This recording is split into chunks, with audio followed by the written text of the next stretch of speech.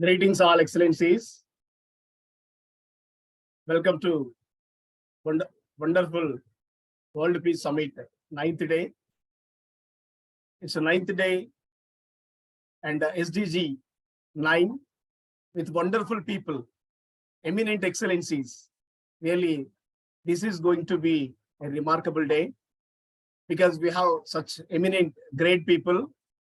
I would like to welcome our Honorable, His Eminence Sir, Dr. Raphael Luigi from Canada, Prime Minister's Office, Liaison Officer, having His Excellence presence on this forum. Really, it's a great. We welcome you wholeheartedly, dear respected Raphael Luigi Sir. And one more, our chief guest of this day, Dr. T.P. Shashikumar Sir, scientist, spiritual director, performance coach, life mentor, teacher, and such a great person having his presence on our podium. Really, we are honored, sir. And special guest of the day, Dr. Gaurav Sharma, motivational speaker, counselor, youth mentor, facilitator, life coach, NLP practitioner, and co-author, having his excellent presence on this special day. Honored, sir. Thank you so much. Then our keynote speaker of the day, Muthumania ma'am, Deputy Director of the Language and Character Development Institute and Assistant Professor from Indonesia. These are the main eminent guests from the first day, having their presence on the 9th day. Really, it's so great. So with all these eminent excellencies, let us welcome our World Peace Summit 9th day on SDG 9. Thank you so much, a wonderful galaxy of people. Before we invite our chief guest on to speak, let's have a small introduction of our Royal Council from our Honorable Director of United International Royal Council. Over to you, the Managing Director, Professor Dr. Vijay Kalin. Namaste, I'm Dr. Carlin, Managing Director of Vishwa Humanity United International Royal Council, Chairman the Life Foundation. I'm a professor and counseling psychologist. Vishwa Humanity United International Royal Council mainly focus on Sustainable Development Goals 1 to 17 and World Peace. We have done many programs bringing awareness in the minds of the society regarding the importance of Sustainable Development Goals, as we believe the government or the nations and the globe cannot achieve without the support of citizens of that nation. So we have conducted bringing awareness the importance of a Sustainable Development Goal 1 to 17 at our level. And main focus is on education and upliftment of the poverty-stricken community. We have seen that many activities taken on the basis of the Sustainable Development Goals to attain by 2030, as we're taking the support of the community in taking up the projects. Vishwa Humanity United International Royal Council has 2 organizations under its umbrella. The works which are taken, which were discussed on Zoom platform, done physically, those activities and works being checked or verified or observed by the government of India, visited our office in Hyderabad, and they were satisfied with the works which we have done till now for the upliftment of the underprivileged. The Telangana Kala Parishad, which is under the umbrella of Vishwa Humanity United International Royal Council, mainly focused on migrant workers, farmers, and especially cultural diversity. As India is rich with cultural diversity and rich heritage that has to be expanded and known to every nation. So Telangana Kala Parishad has conducted physical programs which has showcased the cultural diversity of India. And that has been, those programs has been appreciated by the government of India. The other organization is the Life Foundation, mainly focus on education and underprivileged community. As we have seen that the education is implemented especially for the growth of the underprivileged children or community children. So we have adopted 55 acres of slums in Hyderabad. The Singareni called this slums Hyderabad, Hyderabad. So the slum of the people who come from different parts of India for livelihood. At the same time, they were being addicted to bad habits and the environment is completely filthy.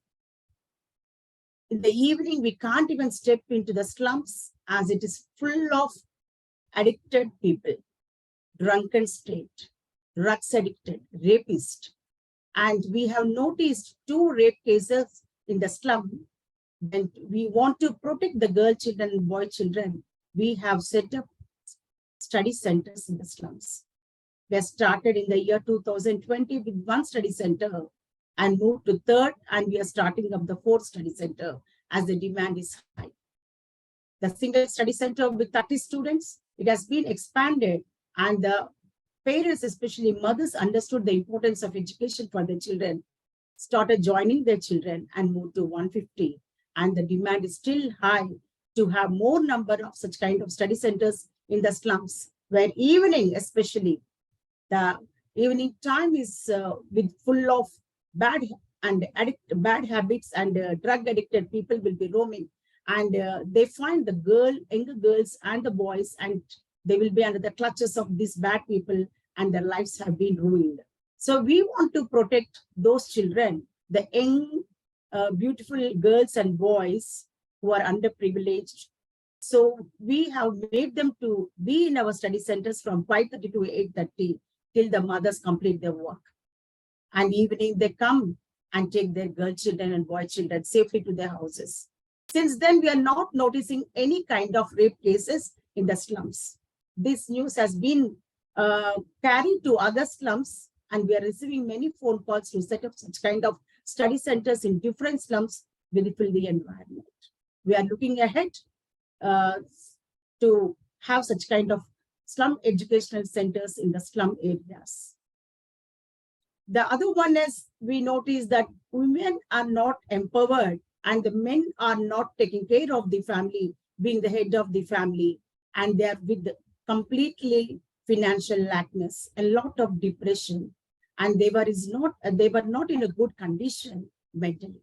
And we have taken many awareness programs. As a counseling psychologist, I conducted many programs physically and seen that they will be encouraged to lead their life peacefully. And we want to empower them. We have set up tailoring centers in the adapted slum area. And we have trained women to be empowered with their tailoring skills. And now they started their own tailoring centers and they're supporting the family financially. In this way, what we have said on the Zoom platform, that we tried our best level to implement physically for the upliftment of the underprivileged community. Now we are looking ahead to collaborate with the international organizations where we can have such projects for the upliftment of the poor community. We want to educate the poor children, as we believe education can bring all-round development. Education can enlighten the lives of the family. If one child is educated, family will be educated, because especially girl children educated, whole family will be educated and cultured. That will be expanded to the community, to the nations, and then to globally. So at our level, we try our best level to support the community and to have a peaceful environment in the areas, especially underprivileged. We have empowered even servant maids. We have seen that the children of the servant maids also get good education. We are supporting them financially. And during COVID time, we moved to servant maid places, slums, and we supported them, providing them provisions, whatever the communities required. And for school children, that is our girls of slums as well as servant maid houses, we moved and seen that they were supplied with books, all the stationery, examination pads, and for women, We encourage them to use sanitary pads, and as clothes and other material which they use destroy their health. So health and hygiene is also important. If women is healthy, she can take care of the family and the family will be happy. If women is with ill health, the total family will be in devastating state. So especially the unhygienic conditions of the women mainly create a lot of havoc in the minds of the family. So we have taught them what is a good diet, balanced diet at their level. So what kind of diet, which is seasonal fruits, which is low cost food, which is available but healthy, such kind of awareness we brought, and we are making them to eat healthy diet as well. To have good healthy, we are supplying sanitary pads. Now they are using sanitary pads, not clothes. In this way, we are taking up so many awareness programs physically to empower women, girls, children, and boys to have a peaceful life. Peace starts from within, that will be expanded to the nation and globally. What we believe we are implementing, and we are supporting the government to have to attain sustainable development goals by 2030 at our level. Thank you very much for giving this opportunity. Thank you Over so to you, much. Rachna ma'am. Time Yeah. to invite our honorable chief guest, right? Yes. Thank you so much, Carolyn ma'am. As always, you have really described what exactly humanity is. Humanity is reaching out to the people at large and then doing for them something in a way, just trying to create that ripples in the ocean of water.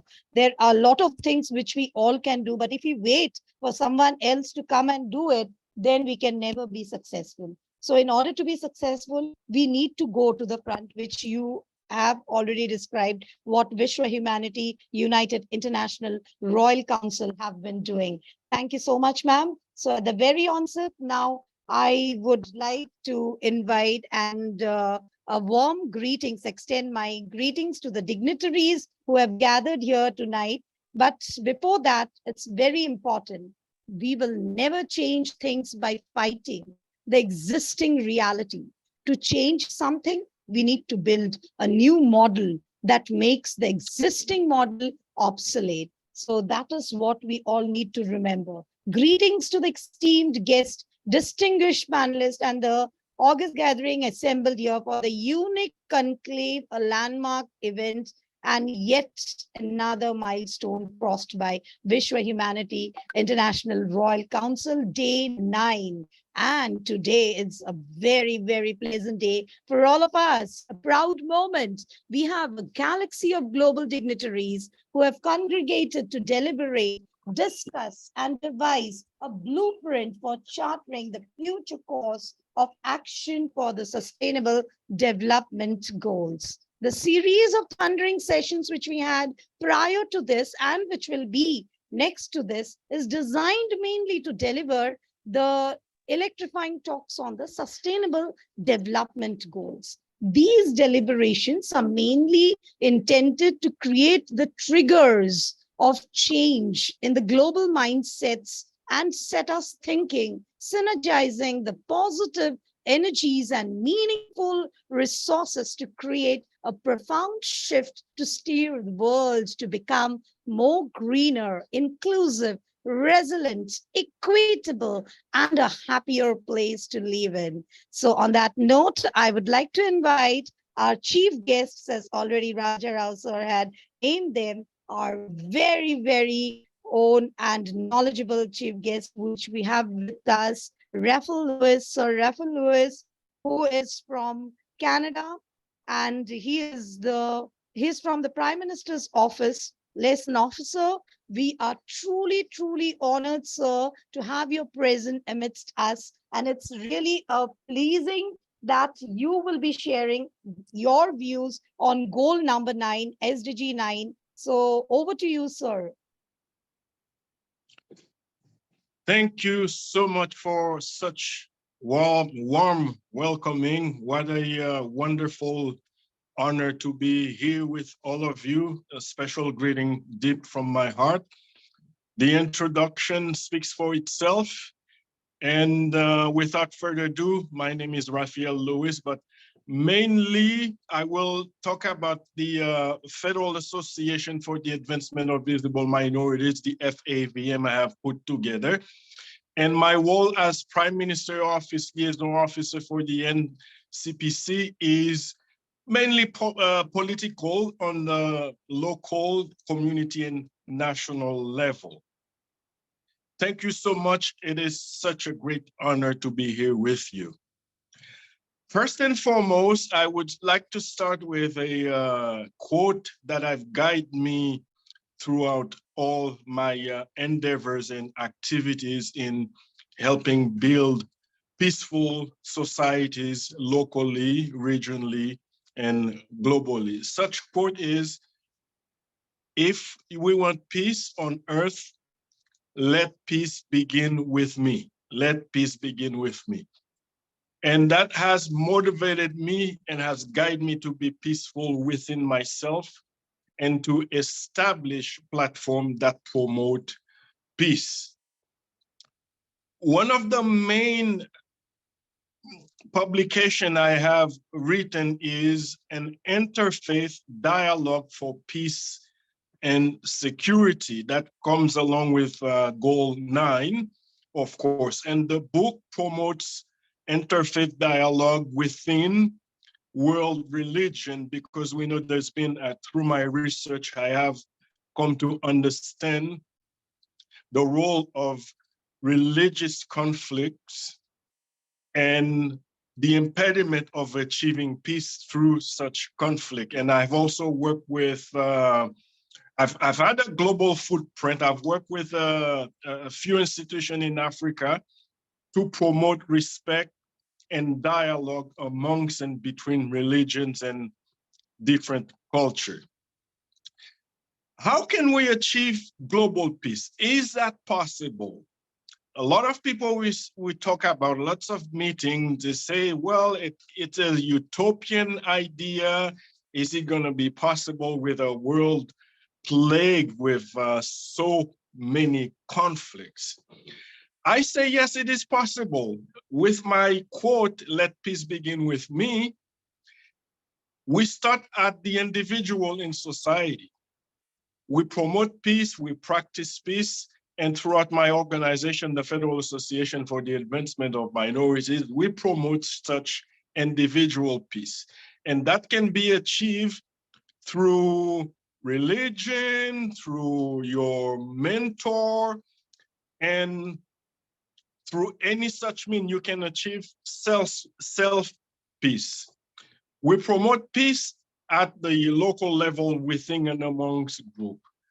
If you have individual, if you have a family, when you live at peace at home, it begins at home. If you have a good family, you married, you in peace with your wife, your kids, you teach them to promote peace. That's a good way to start at the very foundation of the world.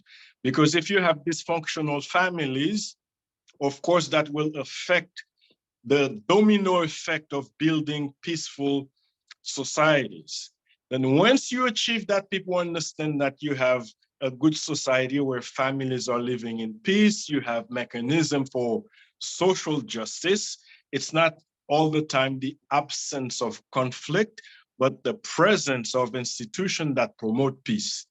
Social justice play a huge and significant role in that. When you keep going at the ladder, we bring communities together. At the community level, we have, for example, in Canada, excuse me, I'm sweating. For example, in Canada, at the community level, we have many community groups, and they promote multiculturalism and diversity. Those are excellent programs. I enjoy them so much because every year here in Canada, we have multicultural events, multicultural festivals, multicultural groups, where different groups from different communities, from different backgrounds, come together to celebrate multiculturalism. Once we have that established in our society, we have great institutions that promote multiculturalism, then we go at the regional level. We need regional organization. For example, we have the United Nations, we have all the other regional institutions working to promote peace. And that also is very important in building that social structure to build peace. And at the local level, for example, I remember a case where I work directly here in Canada in the United States. And there's lots of work that needs to be done, of course, in the realm of social justice, because social justice is somehow equivalent to achieve peace in the world. And I work with that group. They had a broken family that had been victim of a great injustice. And we need to tackle injustice through social justice institution. And they had two sisters that were incarcerated for petty crime, and they gave them double life sentence.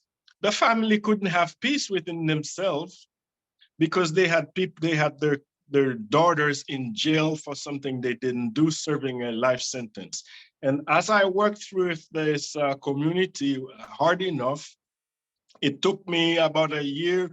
We had radio shows, we had community petitions, we had television interviews with all the other people, and finally they got justice.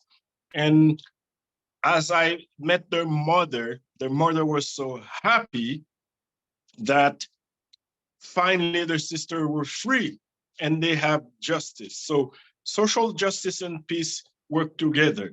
We live in a world where we have diversity. We have various religious beliefs. And when I promoted my book about interfaith dialogue for peace and security, one of the main components is promoting respect amongst different culture, amongst different religions, amongst different groups of people. And throughout my work with the FAAVM, it is an organization that promotes social justice for minorities. We come to understand the importance of having the structure. So the issue is not the absence of conflicts, but the presence of institutions that promote social justice, that promote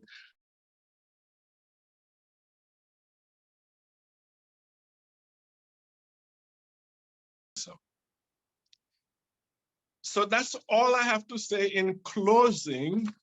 What I would like to say is building up societies to achieve world peace is possible.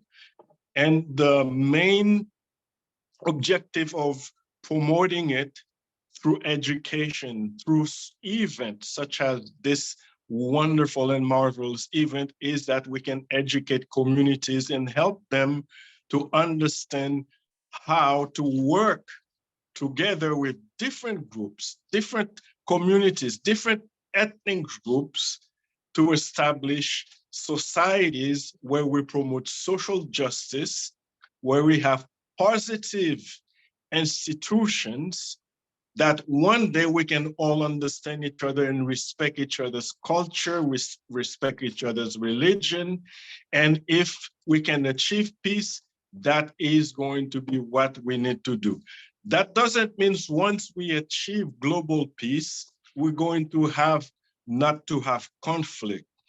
I am still working on that to build together institutions where we can have great conflict resolution. Then we need a lot of people to work in conflict resolution. And again, having achieved global peace is not the absence of conflict, but the presence of positive institution. And today my call is for all of us to hopefully continue building peaceful society where we can have mechanism.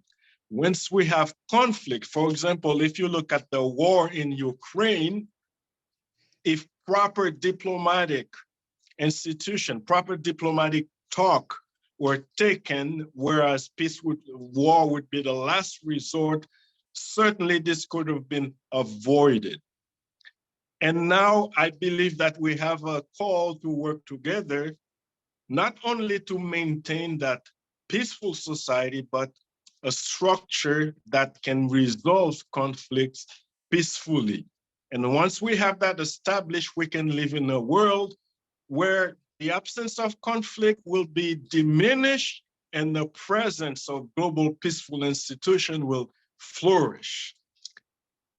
Those are my conclusions, and I appreciate being here, and I thank you very much for this opportunity to be here. Thank you so much. Thank you, Excellency. Thank you so much. We are truly honored. Really, it's amazing. We want to thank you from bottom of our hearts. Really, you made this day, because 8 days till we completed 8 days. 8 days have 8 specialties. We are thinking of this 9th day, but that good news was given by you. Really, you have given almost all the answer to establishing peace, the cultural diversity. Really, that's so amazing, Excellency. Especially having your presidency is the one thing, and the subject, the cultural diversity to accept. Really, that's amazing. And having your keynote on the special occasion, really, we are honored. And I request Professor Dr. Vijay Kalin ma'am to say something. Sir, Thank thank you. you very much for joining us. It's a great honor and privilege being with us. Every point we have noted, sir, it's really very important point every individual need to understand. The peace starts within us and it has to be expanded. There should not be any kind of religious narrowness. A broad understanding is very important, and no dominative nature. We are all equals on this earth, and God has bestowed natural resources equally. Similarly, we are enjoying the natural resources. So if they understand the essence of the life, there will not be any kind of conflicts.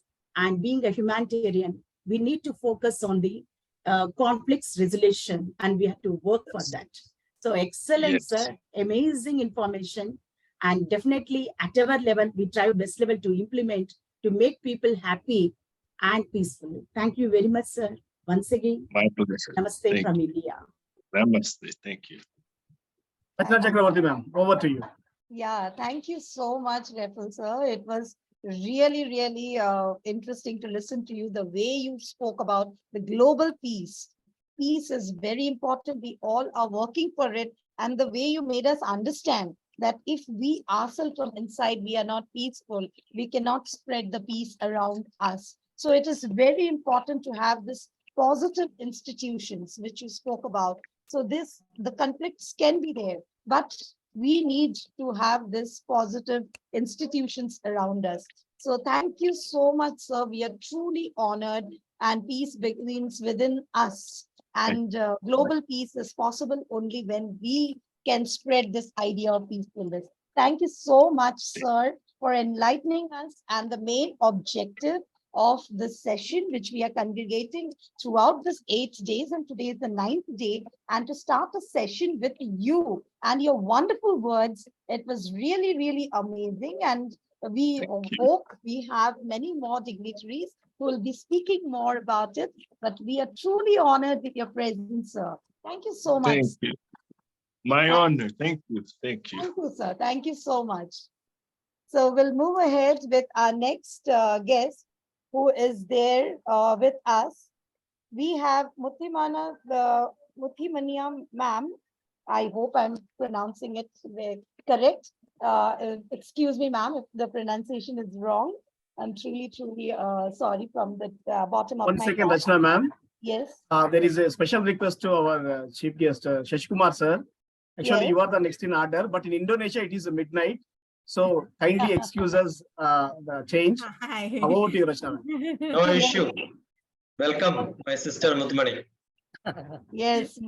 Welcome, Muthimane ma'am, sir. She's a keynote speaker, joined all the way from Indonesia, and we respect the time division and the time slot. So with that, we have Muthimania ma'am, who is the Deputy Director of the Language and Charter Development Institute and Assistant Professor. So ma'am, we are truly eager to listen to you about your voice of global speech and the SDG goal number 9. Over to you, ma'am. Okay, thank you so much.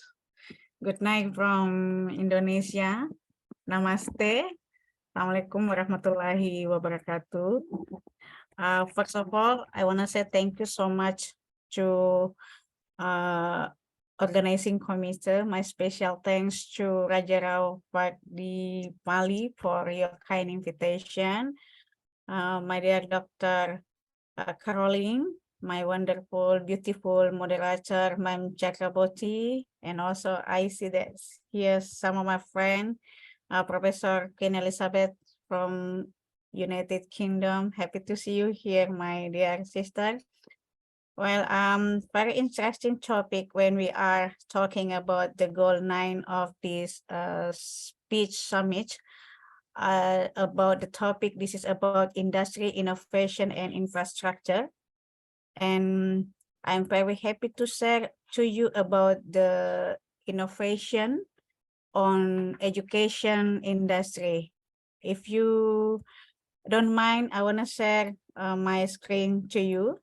I know my time limit only 10 minutes, but I'm very happy to share to you my insight about the innovation on education, what actually our challenge right now in the world, and also what happening in my country, in Indonesia. Today, I want to share to you about information technology innovation in education based on the meta learning environment. I think this is the very important thing when we are going to talk about the technology and also our industry of education. We are going to transformation. We are going to be digital, and also everything right now we are remote by digitally. The student going to be digital, the teacher going to be digital, and also the material right now, everything will be on the digitally. But unfortunately, some of us as educator, I know in this forum, we are educator, we are trainer, we are teacher, we are lecturer, we have our student, we have also our friend that the teacher need to support everything to training them about this situation on education, the innovation itself. So regarding with this topic about the innovation in industry of education, I see that so many challenges that we face right now. And then based on my investigation, my observation, and also this is my opinion, I divided into 5 the highlight issue. The first one about injected artificial intelligence in education or virtual reality, that we know that so many platforms right now, and also the phenomena about artificial intelligence. So many questions arise based on this situation. This technology will replace the teacher, but we believe that the technology cannot replace us because the technology only the tool. Everything, the designing in the classroom, from activities, the lesson plan, this is related, or this is based on the student, the teacher creativity. So we know that this education, this is the holistic process, not only about transfer knowledge, not only about playing with this technology, but also we are training them and developing our students about their behavior, their character, their value, the moral, and the attitude. So this is the very important thing, and the machine cannot do that. We believe that the teacher cannot be replaced by machine or the technology. So I'm honored, I'm here to be with you all.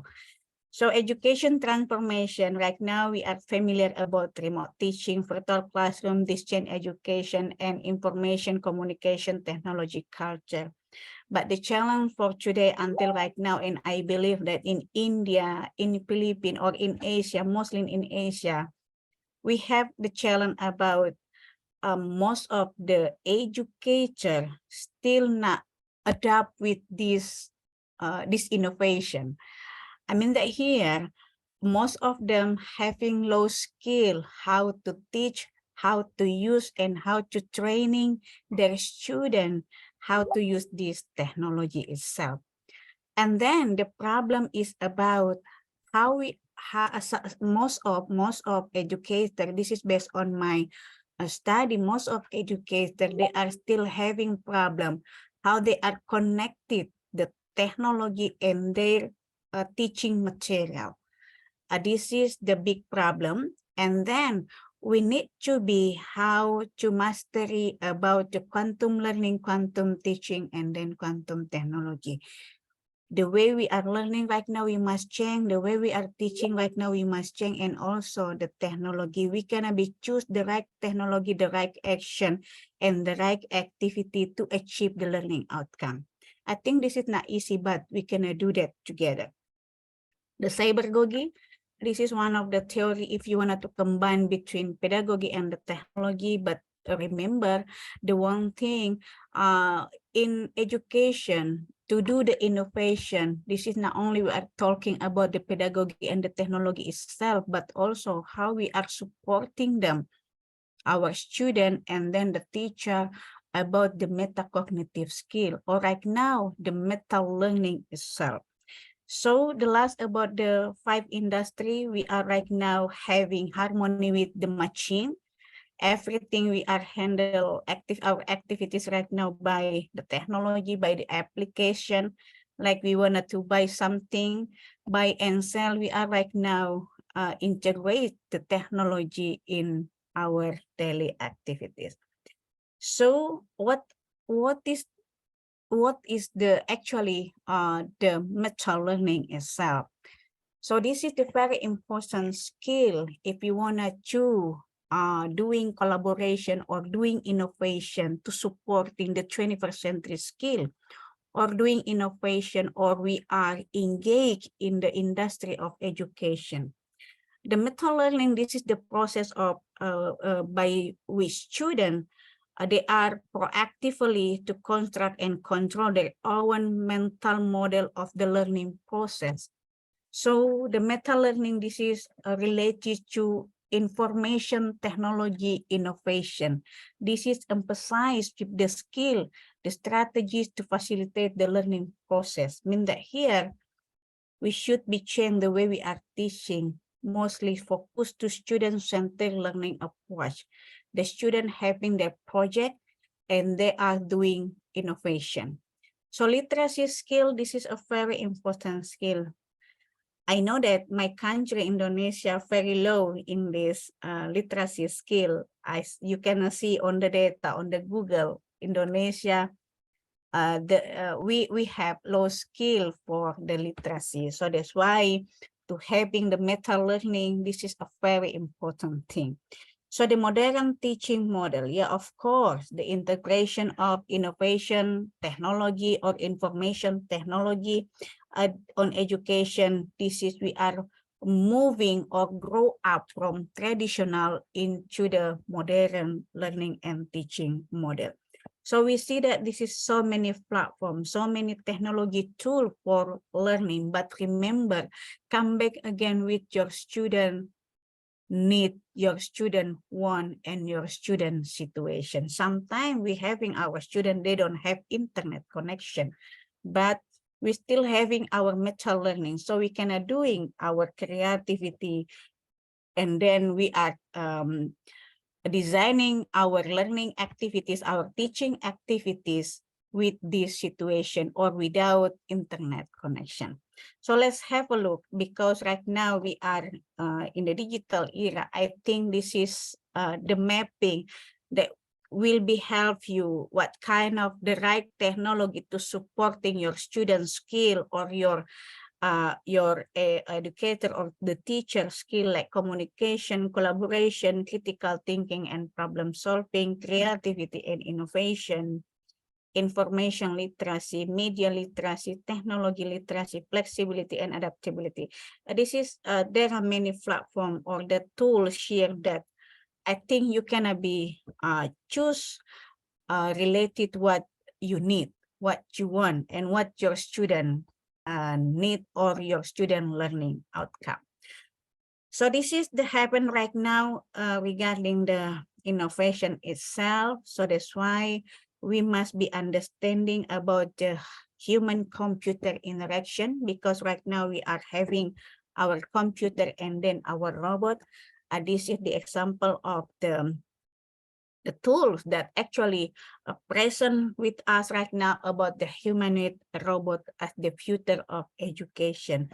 But don't worry, we still believe that the technology cannot replace the teacher. Even we know that we having this robot in our education right now.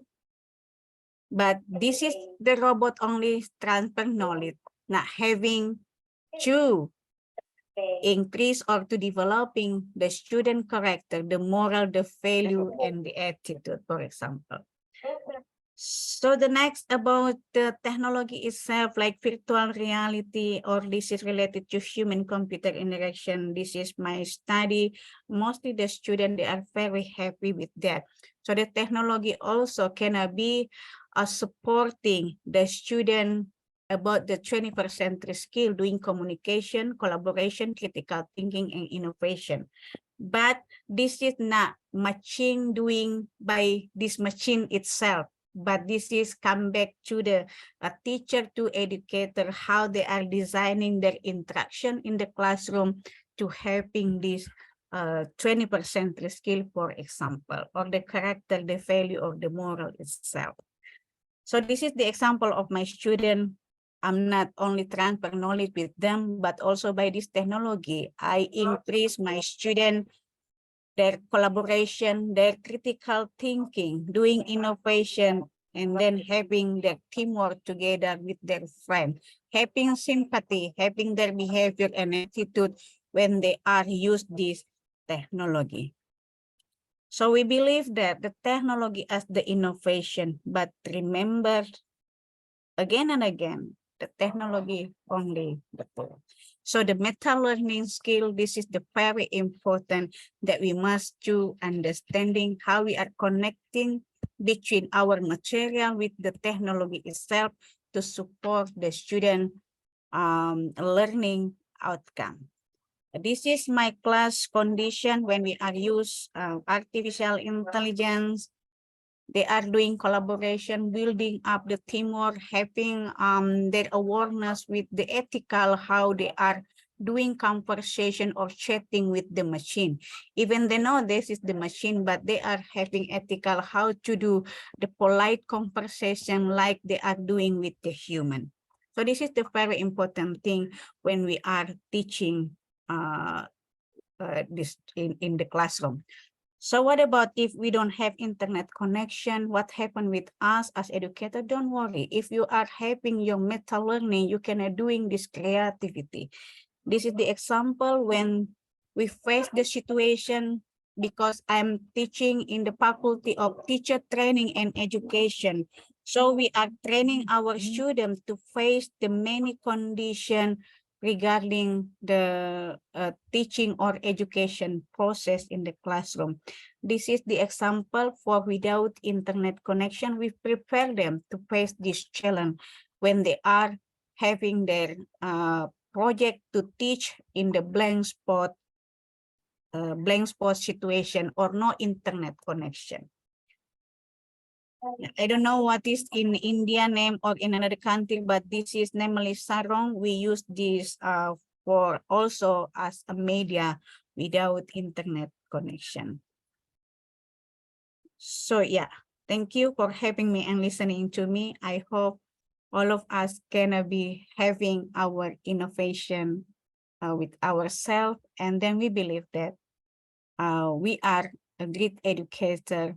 We have this our meta learning competence. Thank you so much for having me and listening to me. Namaste.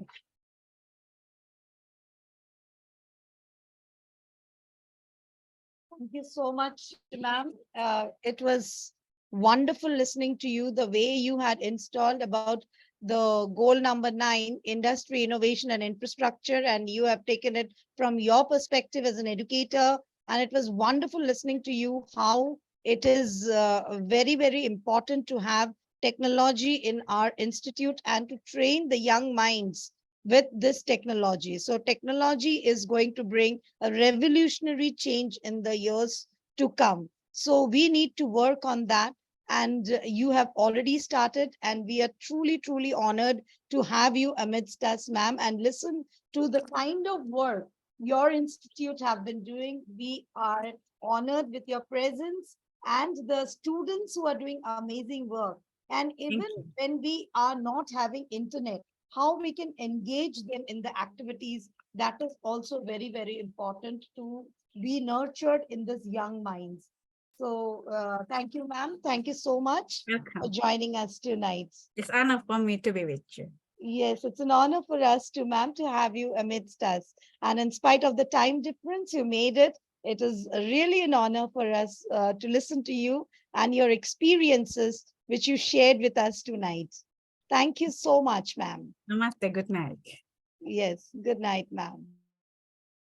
Welcome our